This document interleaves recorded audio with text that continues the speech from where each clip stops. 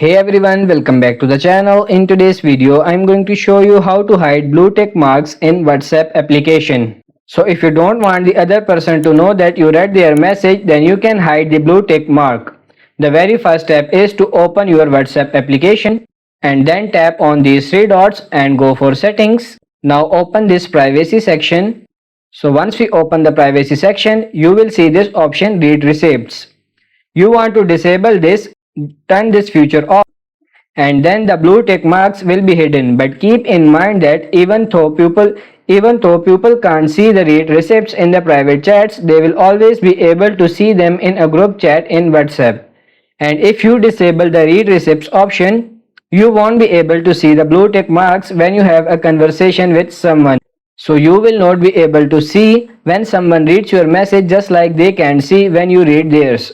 But that's essentially it. I hope this video was helpful. If it is, like it and subscribe to the channel. Thank you.